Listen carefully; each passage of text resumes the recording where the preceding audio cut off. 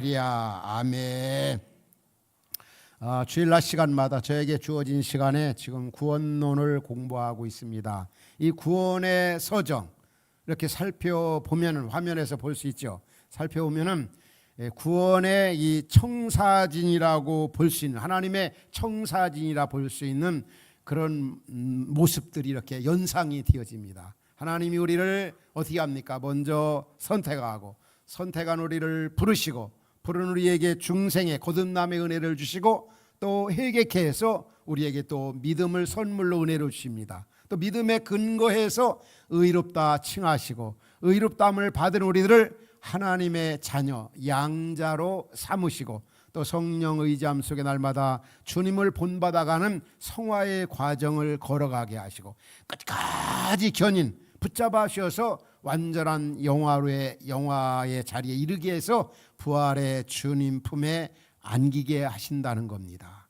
그래서 하나님이 오늘 본문에 보면 아신 자들을 정하시고, 정한 자들을 부르시고, 부르신 우리를 의롭다 하시고, 의롭다 한 우리를 영화롭게 하신다. 이 내용을 보면은 그 하나님의 그 구원에 대해서 얼마나 철저하게 계획하고 준비하셨는가를 알 수가 있습니다. 그리고 이 구원의 주어가, 구원의 주체가 누구죠? 하나님 아버지라는 것을 알 수가 있습니다. 여기서 하나님 우리를 부르시고 한 번만 나와 있지만, 사실 우리나라 어법상 그렇게 부른 것 실제는 하나님이 아시고, 하나님이 우리를 정하시고, 하나님이 우리를 부르시고, 하나님이 우리를 의롭게 하시고, 하나님이 우리를 영화롭게 하시다. 하나님이 이 주어가 바로 하나님이다. 그렇기 때문에 우리의 구원이 확실하다는 거예요. 분명하다는 거지. 끝까지 하나님이 책임져신다. 그리고 지금도 우리 같이 말씀을 읽었지만, 하나님이 아신 자들을 또 아신 자, 그 다음에 또 정한 자들, 그 다음에 우리를 부르신 자, 또 우리를 의롭게 하신, 이런 이 동사가 다 보면은 완료 동사로 되어 있습니다. 완료. 다시 말하면 하나님이 다 구원의 주어가 되셔서 하나님이 다 이루셨다는 거죠. 이런 그 구원의 이 청사진, 이 서열을 보면은 이게 어떤 단계가 아닙니다. 편의상 하나님이 이루신 구원을 우리로 하여금 잘 이해하게 하기 위해서 하나님께서 오늘 본문에서 29절 30절에 이렇게 말씀하면, 다시 한번 읽겠습니다. 29절 30절 시작. 하나님이 미리 아신 자들을 또한 그 아들의 형상을 본받게 하기 위하여 미리 정하셨으니 이는 그로 말미암아 형제 중에서 맏아들이 되게 하려 하심이라. 다시 30절, 또 미리 정하신 그들을 또한 부르시고, 부르신 그들을 또한 의롭다 하시고, 의롭다 하신 그들을 또한 영화롭게 하셨느니라. 얼마나 감사합니까? 하나님이 이런 모든 일을 다 하나님이 하셨다는 거. 그리고 완료 동사로 했다는 말은 하나님이 다 했다. 그래서 하나님이 성취하셨고, 하나님이 완성시키셨고, 하나님이 이루셨기 때문에 그리스도 예수 안에서 이루어진 이 구원은 확실한 겁니다. 우리는 때로 넘어지고 쓰러지고 주님을 멀리 떠나고 외면해도 여전히 그분의 그 사랑이, 그분의 은혜가 우리를 강권하시고 우리를 은총의 포로로 넣어서 우리를 여기까지 오게 하셨다는 거죠. 언젠가도 여러분에게 그런 인사를 하나님 앞에 드렸죠. 하나님 앞에 드린다는 표현이 이상하지만 이런 표현을 했습니다. 그 은혜 지나온 날에 그 삶의 발자취를 돌아오면 오늘 우리가 이 자리까지 앉게 된 게 누구의 은혜입니까? 하나님 아버지의 은혜입니다. 그래서 우리는 그렇게 표현하고 싶어요. 하나님 아버지한테 어떻게 표현하고 싶어요? 하나님 아버지, 저 때문에 참 고생 많으셨습니다. 여기까지 저를 앉혀놓으시느라고 정말 수고하셨습니다. 이렇게 의인화된 표현을 하고 싶은 생각이 들 때가 많이 있어요. 오늘까지 여러분들 믿음 생활화된 게 우리가 뭐 능력 있고 지혜가 있고 믿음이 있어 그런 게 결코 아닙니다.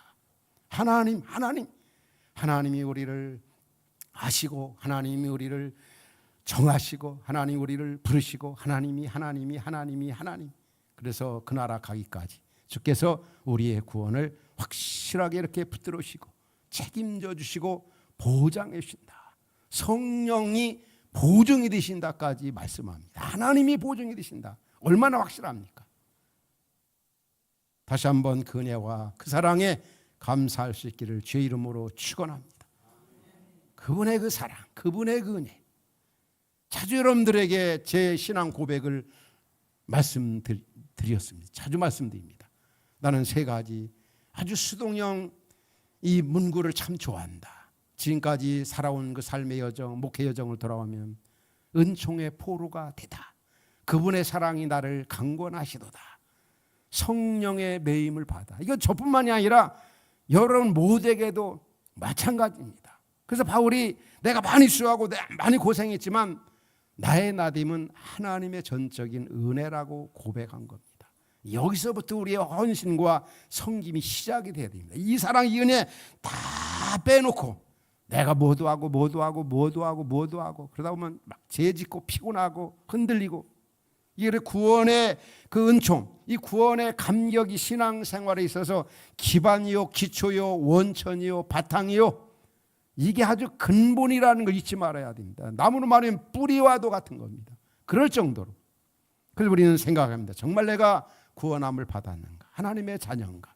하나님께 이렇게 우리를 구원하신 목적 29절에 보면은 두 가지가 나와요. 그 형상을 본받게 하기 위해서, 그 다음에 하반절에 보면 맏아들이 되게 하려 함이라. 예수님 닮아가는 삶을 살라고 우리를 이렇게 구원하셨다는 거예요.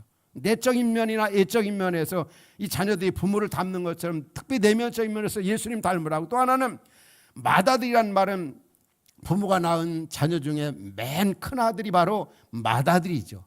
그래서 이 한국적 그 문화적 상황에서 보면 큰 아들은 책임감이 굉장히 크죠. 왜 그렇습니까? 부모가 이렇게 큰 책임도 이렇게 맡길 뿐만이 아니라 어떤 가정의 정신이나 사상을 큰 아들에게 이렇게 물려주는 걸 볼 수 있어요.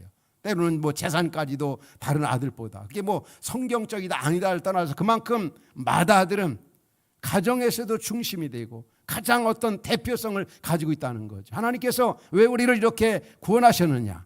바로 이 땅에서 사명을 감당하라. 그래서 우리 잘 알지 않습니까? 구원에 따라합시다. 구원에는 사명이 있다. 예수님 본받아 이 땅에서 주신 사명을 잘 감당하라고. 우리를 맏아들로 삼으셨다. 하나님의 자녀로 삼으셨다. 그래서 오늘은 구원의 서정 9가지 가운데 양자 부분에 대해서 여러분과 나누려고 합니다. 양자란 말은 자녀를 삼으셨다. 원래는 하나님의 자녀가 아니었는데 정말 밖에 있는 사람을 데려다가 자녀로 삼으셨다. 그리고 우리가 예수 믿기 전에 우리가 어떤 사람이었습니까? 에베소 2장 1절부터 4절 보면 원래 우리는 허물과 죄로 죽어 있었고 그 결과로 인하여 4절에 보면 본질상 진노의 자녀였다고 그랬어요. 진노의 자녀. 긍휼이 풍성하신 하나님 은혜로 우리가 이게 살게 돼. 예수 믿기 전에는 저나 여러분 다 마찬가지죠.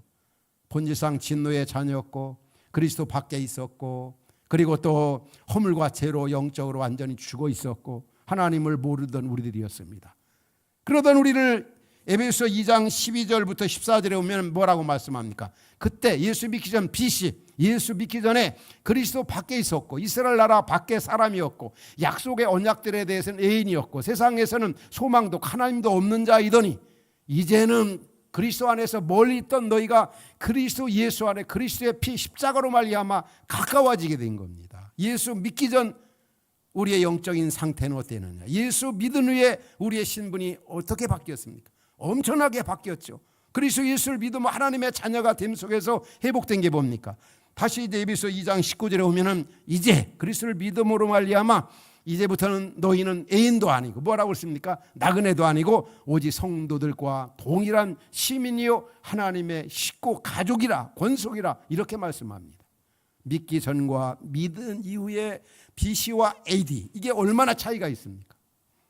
이런 영광, 이런 특권, 이런 은혜를, 이런 복을 우리 예수 믿어서 이제 받게 된 겁니다. 무엇보다도 한 단어로 표현한다면 하나님의 자녀, 양자가 되었다는 거죠. 전적인 하나님의 은혜로. 성경에 보면 하나님의 그 사랑을 그 나라, 그 백성들에게 계시할 때 부모의 예를 들어서 우리에게 많이 설명하죠. 하나님 아버지가 어떤 분인가 우리 육신의 부모를 보면 알 수가 있습니다. 그래서 우리 예수님께서도 우리에게 기도를 가르칠 때 제일 먼저 마태복음 6장에 보면 그렇게 너희는 이렇게 기도하라. 그러면서 뭐라고요? 하늘에 계신 우리 아버지요, 우리 아빠. 하늘에 계시다 높고 위대하시고 전능하시고 전지하시고 무소부지하신 그분이 뭐라고요? 따라합시다. 우리 아빠. 나의 아빠라 생각해 봐요. 어떤 생각이 드세요? 마음에 참 평화가 오잖아요. 그분께 모든 걸 다 내어맡겨야 되겠다. 염려 근심 인간적으로 해결할 수 없는 그분, 하늘에 계신 전능하신 전지하신 무소부지하신 그분께 맡겨야 되겠다. 그래서 바로 믿는 자는 하나님이 아버지가 된다. 그리고 기도할 때도 뭐라고 말씀했습니까? 우리가 잘 아는 마태복음 7장 7절 이하 읽으면 구하라 그러면 너에게 주실 것이요 찾으라 그러면 찾을 것이요 문을 두드리라 그리하면 너에게 열릴 것이니 구하는 이마다 받을 것이요 찾는 이가 찾아낼 것이요 두는 이에게 열릴 것이라 하면서 같이 계속 읽겠습니다. 시작. 너희 중에 누가 아들이 떡을 달라 하는데 돌을 주며 생선을 달라 하는데 뱀을 줄 사람이 있겠느냐. 너희가 악한 자라도 좋은 것으로 자식에게 줄 알거든 하물며 하늘에 계신 너희 아버지께서 구하는 자에게 좋은 것 주지 않겠느냐. 여러분, 우리 하늘에 계신 우리 아버지가 내 아빠가 된다. 공동체로서의 아빠지만 우리 아빠, 나의 아빠. 육신의 그 아버지 자식이 악할지라도 부모님들은 아주 가장 좋은 것, 가장 귀한 것으로 주려고 하는 것이 육신의 부모라는 거죠. 하나님 보는 어느 분이 계속 보면은 재산을 계속 축적하는 거죠. 저분이 떠날 때가 얼마 됐는데 왜 저러나. 아이고 좀 있을 때 다 쓰고 가지. 좋은 일 좀 많이 하지. 계속 봅니다. 나중에 보면 누구한테 주려고요? 자식한테, 큰아들한테 주려고. 큰아들도 그거 지키려고 늘 불안하고 그러다가 다 망가뜨리고 결코 아빠한테 감사하다고 안 하죠. 동네 사람들한테 욕먹는 경우를 참 저는 많이 봤습니다. 그런데 어떤 중요한 거는 아버지는, 부모는 자나깨나 자식 생각이죠. 흔히 그런 얘기 많이 하잖아요. 효하지 않든 속썩이든 자식도 군대 가면 다 효자가 된다고. 그런 것 같아요 보면. 우리 시사님 중에 한 분이 그 아들이 이제 군에 입대해 사춘기를 얼마나 심하게 보내다가 군에 입대했는데 군에 면회를 갔어요. 면회 갔는데 그분이 면회 갔다 오더니 그 집사님 얼굴이 번글번글. 왜 그렇게 좋아하세요? 목사님, 우리 아들 누가요?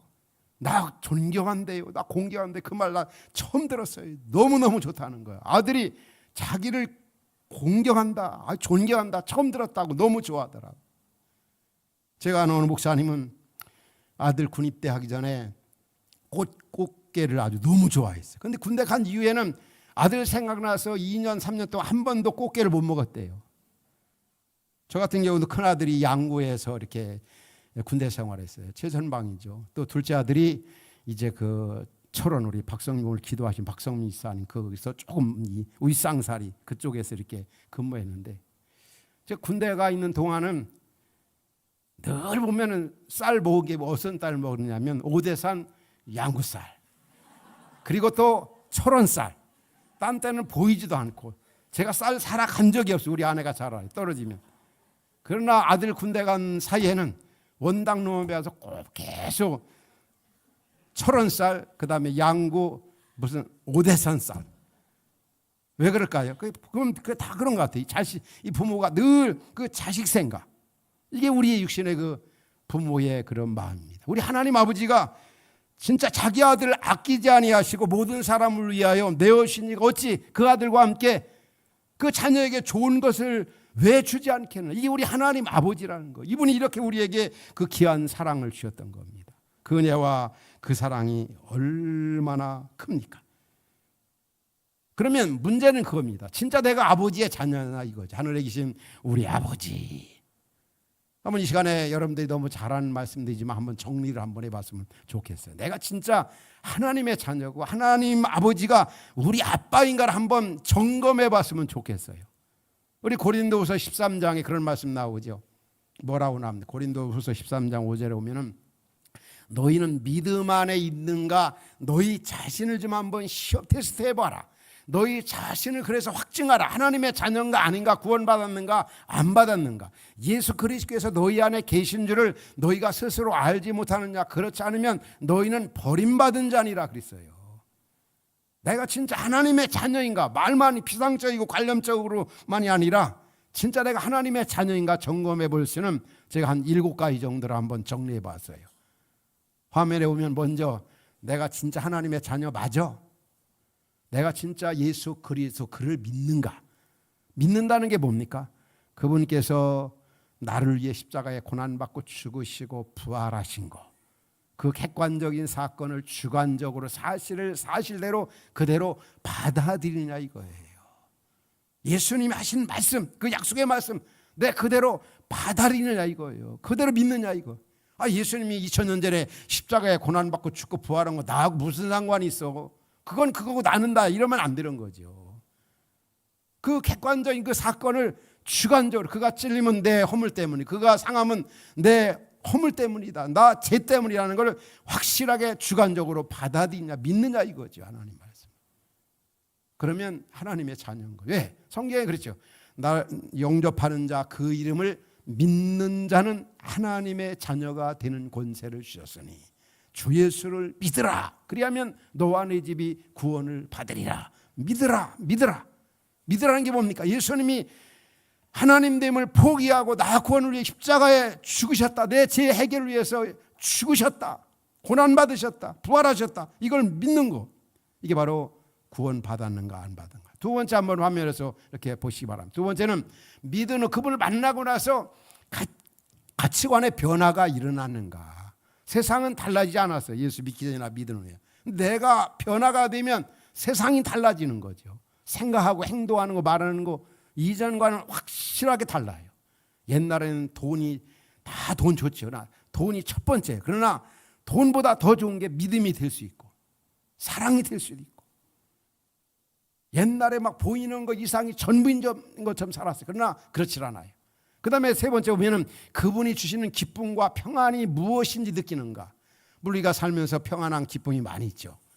좋은 집에 살아도 또 많이 벌이가 좋아도 승진돼도 합격돼도 참 좋고 기쁨이 있어요. 그러나 그런 기쁨과 비교가 되지 않는 그 기쁨이 주님이 주시는 기쁨이고 주님이 주시는 평안이고 주님이 주시는 만족감이다. 이것을 아는가? 그게 무슨 소리인지 느끼는가? 그러면 내가 진짜 예수 믿는 거고 진짜 구원받은 거고 그분을 만난 거죠. 그런데 제가 이런 말 할 때 그게 난 뭔지 모르겠어요. 나 예수 믿는다고 하지만 믿는 것보다는 돈이 많아야 좋고 그냥 그 좋은 집에 사는 게 더 기쁘고 이렇다면 한 번 정도 이제 우리가 의심을 해봐야 돼. 내가 진짜 예수 믿는가 맞는가? 주님이 주신 기쁨. 곡식과 새 포도주가 풍성할 때보다 더하다고 고백하던 이 다윗과 같은 그런 고백을 내가 자신 있게 할 수 있는가? 그 다음 네 번째 보면 그분 안에 인생의 의미와 가치가 있음을 인정하는가? 예수를 믿고 나니 그 안에 온갖 지혜와 모든 보화가 예수님 안에 있다. 예수님 안에 있다. 마치 어린아이가 부모품을 떠나서 장난감 가지고 놀고 또 재밌는 놀이도 하고 맛있는 것도 먹고 그러다가 엄마를 찾습니다. 별별 거 다 해도 어린아이에게 그 만족은 바로 부모의 품에 안길 때입니다. 이런 것처럼 내가 이 땅에서 이런 거 저런 거 해도 예수님 안에 진정한 평화, 진정한 만족, 진정한 가치, 의미, 다 나의 필요한 모든 것 나를 만족하게 해줄 수 있는 분은 예수님밖에 없다. 이런 그 확신, 이런 부분에 대해 인정을 하는가. 또 이러고 나면 어떻습니까? 다섯 번째 오면은 자연적으로 내 마음 가운데 이제 그분을 위해 살고 싶고 그 나라를 위해 살고 싶고 복음을 위해 살고 싶고 교회 중심으로 살고 싶고 왜? 너무너무 좋고 그분의 은혜, 그분이 나를 위해 베풀어 주신 사랑을 생각하면 정말 그분을 위해 살고 싶은 생각, 그것밖에 없는 거죠. 그렇다고 해서 남을 위해 사는 게 아니라 그렇게 살아갈 때 남을 위해 사는 것이 되고 이웃을 위해 살아가는 게 될 수가 있는 겁니다. 정말 그분을 위해 그 나라를 위해 그 영광을 위해 내 생을 다 드리고 싶다. 그런 마음이 마음 가운데 분리 일어나고 있는가. 그리고 또 여섯 번째는 그분을 모르는 사람들 보면은 긍휼의 마음이 있는가. 웬일인가 내 형제여 주 안이 믿다가 저 마귀 지옥 갈 때 너도 가겠구나 하면서 막 탄식이 나오는 거죠. 불쌍한 생각 드는 거죠. 그러면 결론적으로 어떻게 됩니까? 마지막에 보면은 그분을 전하고 싶은 겁니다. 우리 선교사님들도 여기 와 계시지만은 참 예수님을 만나고 나니까 그분의 사랑 감사해요. 세상적으로 나가도 얼마든지 잘 될 수가 있는데도 불구하고 그거보다 더 귀한 것 없네. 주 예수보다 노래 있지 않습니까? 주 예수보다 귀한 것 없네. 일상 부귀와 바꿀 수 없네. 이전에 즐기던 세상 일도 주 섬기는 내 맘 뺏지 못해. 세상 즐거움 다 버리고 세상 명예 다 버리고 정말 예수님의 손과 발이 되어서 고국을 떠나서 예진디 가는 거죠. 때로 힘들고 어렵고 그런다 할지라도 주님을 믿지 않는 그 영혼들을 보면 다 복음을 전하고 싶은 거죠. 그게 바로 내가 하나님의 자녀가 된 증거입니다. 구원받은 증거입니다. 어떤 정도의 차이는 있지만 이런 것들이 있으면 그 바로 하나님의 자녀다. 이런 말씀을 통해서 절대적이지는 않지만 내가 정말 하나님의 자녀인가 점검해 볼 수 있는 6, 7가지. 여러분 이 말씀을 들을 때 여러분은 하나님의 자녀입니까? 아닙니까? 여러분 내가 예수를 믿는 거 맞습니까? 안 맞습니까? 여러분들 하나님의 자녀입니까? 예, 하나님의 자녀. 내가 하나님의 자녀. 이게 저절로 되어진 것이 아니라 전적인 하나님의 은혜로 되어졌다고 하는 사실 잊지 말아야 합니다. 우리가 하나님의 자녀가 될 때 얻는 그러한 은혜와 복이 무엇입니까? 첫 번째는 영원한 생명을 소유하게 되죠. 그를 믿는 자, 나를 믿는 자는 죽어도 살아서 나를 믿는 자 영원히 죽지 않아. 영원한 생명, 구원을 얻게 된다는 것. 두 번째는 그분의 인도와 보호를 받게 됩니다. 끝까지. 우리 예수님도 뭐라고 그랬습니까? 제자들에게 내가 세상 끝날까지 보혜사 성령 너희와 항상 함께 있다. 마태복음 28장 20절에 그렇게 나오잖아요. 같이 한번 읽읍시다. 시작. 내가 너희에게 분부한 모든 걸 가르쳐 지키게 하라. 볼지어다 내가 세상 끝날까지 너희와 항상 함께 있으리라 하시니라. 그거 정도로 끝납니까? 시편 121편에 보면은 시인이 하나님 앞에 뭐라 그 백성을 얼마나 보호하시고 지키시는지. 이스라엘 지키는 자는 뭐라고요? 졸지도 아니하시고 주무시도 아니하시로다. 또 6절에 보면은 여호와는 너를 지키시는 이시라. 낮에 해가 너를 상하지 아니하며 밤에 달도 너를 해하지 아니하리로다. 그러면서 계속 8절에 여호와께서 너의 출입을 지금부터 영원까지 지키신다. 그 백성을 보호하시고 지키시고 인도하시고 그 나라 갈 때까지 내 인생을 책임져 줄 분이 바로 우리 하늘에 계신 우리 아빠가 되시는 그런 하나님 아버지라고 하는 사실입니다. 얼마나 참 감사한 일입니까? 그리고 우리는 언제든지 그분을 만날 수 있고 언제든지 그분 앞에 나아갈 수가 있어요. 히브리서 4장 16절에 그러잖아요. 그러므로 우리는 긍휼하심을 받고 때를 따라 돕는 은혜를 얻기 위하여 은혜의 보좌 앞에 담대히 나갈 것이라. 언제든지 나갈 수 있고 언제든지 말할 수 있고 언제든지 의지할 수 있고 언제든지 그분 앞에 모든 걸 다 일러 바칠 수 있고 얼마나 감사한 일입니까? 하나님의 자녀가 된 이 특권, 그거로 끝나는 게 아니라 로마서 8장 17절에 보면 그의 영원하신 그 기업을 유업으로 받게 됩니다. 마치 육신의 아버지가 자식에게 이런저런 거 다 물려주는 것처럼 하나님의 자녀가 된 우리에게 하늘의 영원한 기업을 다 물려주신다. 찬송가 가사 그런 가사 생각나세요?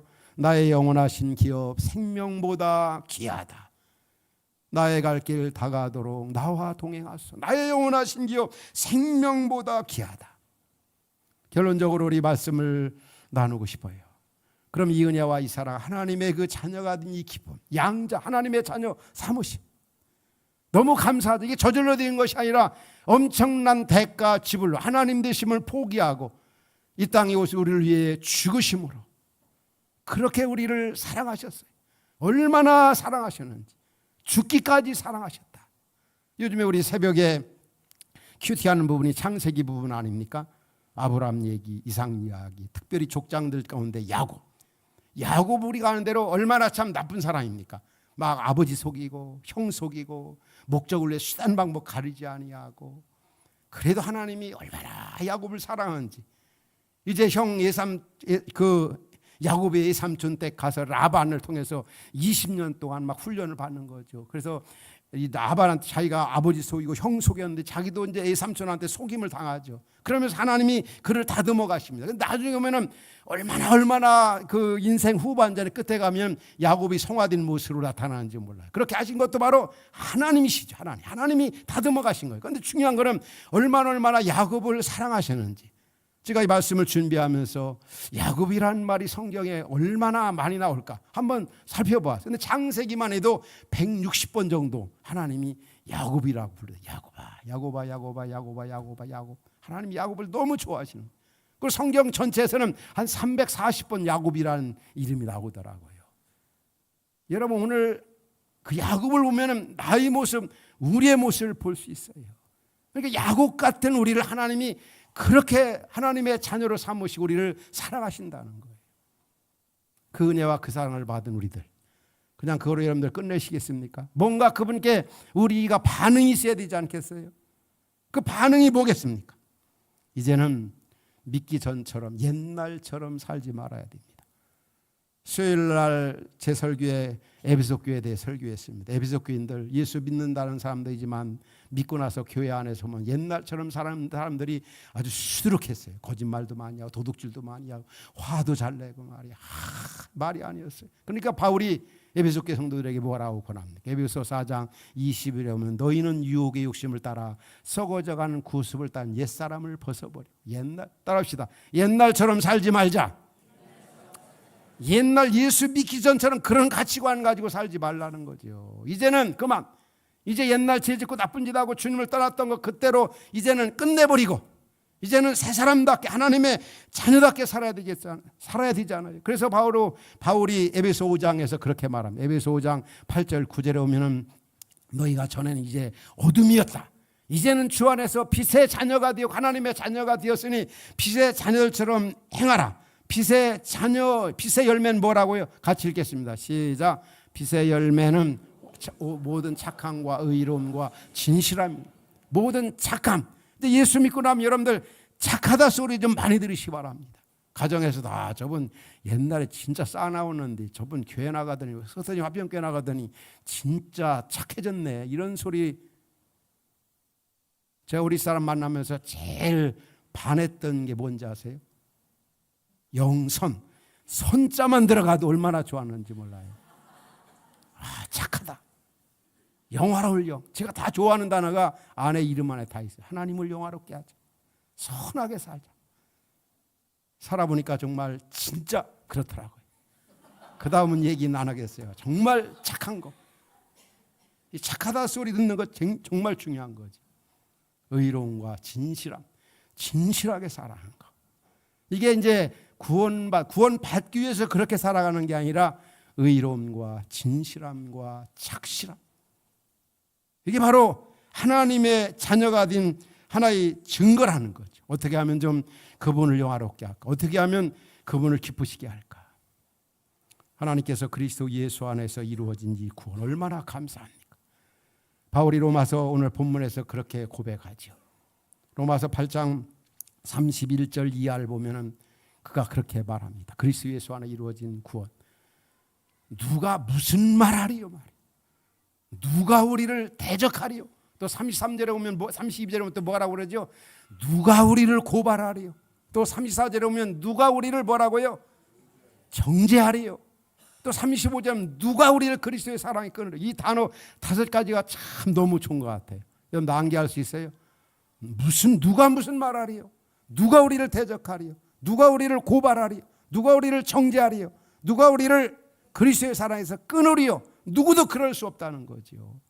그리고 구원의 서정에 축소된 거 보면 뭐라고 했습니까? 오늘 29절 30절에 보면 5가지가 또 축소해서 나옵니다. 한번 보면은 먼저는 하나님 아버지께서 아시고, 두 번째는 뭐라고 그랬어요? 두 번째는 정하시고, 또 하나님 아버지께서 세 번째는 뭐라고요? 부르시고, 네 번째는 우리 하나님 아버지께서 의롭다 하시고, 5번째는 우리 하나님 아버지께서 영화롭게 하셨다는, 얼마나 감사합니까? 우리를 아시고, 하나님 아버지께서 우리를 정하시고, 우리를 부르시고, 우리를 의롭게 하시고, 우리를 영화롭게 하시고. 우리 사랑하는 말씀 듣는 성도 여러분, 이 구원의 은혜 잊지 않길 바랍니다. 이 구원의 이 사랑, 구원에는 사명이 있습니다. 이 은혜, 이 사랑 마음에 담고 이 어두운 시대 속에서 정말 주신 사명 힘있게 하나님의 자녀답게 감당하는 그런 은혜가 말씀 듣는 성도 여러분 모두에게 있기를 주의 이름으로 축원합니다. 기도하겠습니다.